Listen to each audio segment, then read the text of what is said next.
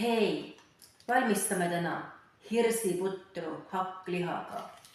Kohe, kui õli on pannil kuum, siis me praeme kõigepealt hakkliha ära.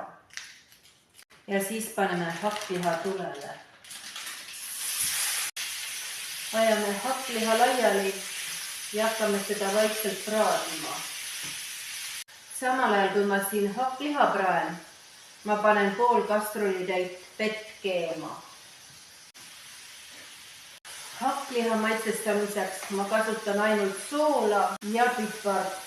Kui hakkliha on praetud ja kastrulis vesi keema läinud, siis kallan selle hakkliha siia keevasse vette. Seda vett ma eraldi ei maitsesta, sest hakkliha sai juba eelnevalt panni peal ära maitsestatud. Mul on siin kausis mitu korda läbi pestud hirs, et mõrkjas maitse hirsil ära kaoks ja jäetud puhta vee alla mõneks ajaks ligunema. Nüüd ma kallan selle külma vee hirsi pealt ära. Kallasin vee hirsi pealt ära ja nüüd kallan selle hirsi teisipidi siia kastrulisse keeva vee sisse. Nüüd panen pliidi peal kuumuse väiksemaks ja keedan selle hirsi pool pehmeks.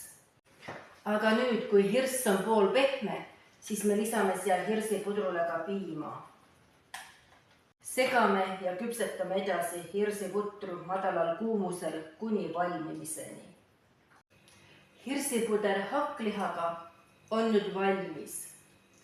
Aga ennem kui te seda serveerite ja sööma hakkate, laske sellele pudrul mõni minut seista, sest siis muutub ta veel paremaks ja maitsvamaks. See puder on fantastiliselt hea, nii et mingeid lisandeid see puder ei vaja.